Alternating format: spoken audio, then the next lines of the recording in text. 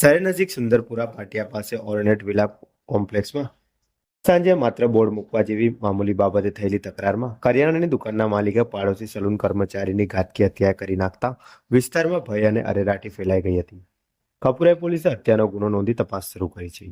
ભરૂચ જિલ્લાના માતર ગામના વતની મિતેશ રમણભાઈ વાડન છેલ્લા કેટલાક સમયથી વડોદરાના તરસાલી વિસ્તારમાં રહેતા હતા. અપરિણીત મિતેશ સુંદરપુરા પાટિયા નજીક આવેલા ઓર્નેટ વિલામાં હેર સ્ટુડિયોમાં નોકરી કરી પોતાનું ગુજરાન ચલાવતા હતા. તેમની દુકાનની પાડોશીમાં જ અનાજ કરિયાણાનો વેપાર કરતા કિરણ જસુભાઈ ચાવડા સાથે છેલ્લા કેટલાક દિવસોથી દુકાનનું બોર્ડ રાખવા બાબતે અણબનાવ ચાલતો હતો. શનિવારે સાંજે આ વિવાદ ઉગ્ર બન્યો હતો. ઉશ્કેરાયેલા કિરણ ચાવડા આવેશમાં આવી મિતેશ પર તીક્ષ્ણ હથિયાર વડે હુમલો કરી દીધો હતો.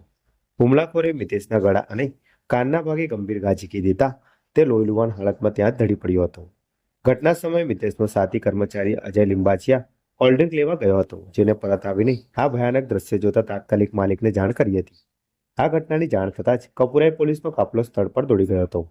ગંભીર રીતે ઇજાગ્રસ્ત મિતેશને તાત્કાલિક સયાજી હોસ્પિટલ ખસેડવામાં આવ્યો હતો, જ્યાં ફરજ પરના તબીબોએ તેને મૃત જાહેર કર્યો હતો. પોલીસે આ મામલે આરોપી કિરણ ચાવડા વિરુદ્ધ ગુનો નોંધી વધુ તપાસ હાથ ધરી છે. સુંદરપુરા પાટિયા ગામ છે, જે હાઈવેથી અંદર વળતા 100 મીટર અંદર આવ્યા પછી એક કોમ્પ્લેક્સ છે, જ્યાં ઉપર ફ્લેટ છે અને નીચે દુકાનો છે. ત્યાં બે દુકાન છે. એક દુકાન હેર કટિંગનું સલૂન છે અને એની બાજુમાં અડીને જ એક કરિયાણાની દુકાન છે. જે હેર કટિંગ સલૂન છે ત્યાં એક વ્યક્તિ કામ કરતા હતા. સાંજના 5 વાગ્યાની આસપાસ જે બાજુની કરિયાણાની દુકાન છે એના માલિક છે તે આવે છે અને કંઈ બંને વચ્ચે કંઈ માથાકૂટ થાય છે અને ઝપાઝપીમાં કંઈ ચપ્પાથી ઘા મારીને તે વ્યક્તિ ત્યાંથી ફરાર થઈ ગયા છે. જે વ્યક્તિ પર ચપ્પાના ઘા થયા હતા તેને હોસ્પિટલમાં સારવાર માટે ખસેડવામાં આવ્યા, પરંતુ સારવાર દરમિયાન તેમનું મૃત્યુ થયું છે. જે આરોપી છે તેને પકડવા માટે ક્રાઇમ બ્રાન્ચની ટીમ, એલસીબી અને ડી સ્ટાફના માણસો અલગ અલગ ટીમ બનાવીને અત્યારે હાલમાં શોધખોળ ચાલુ છે. જી સર, જે મરણ જનાર છે એનું નામ શું છે?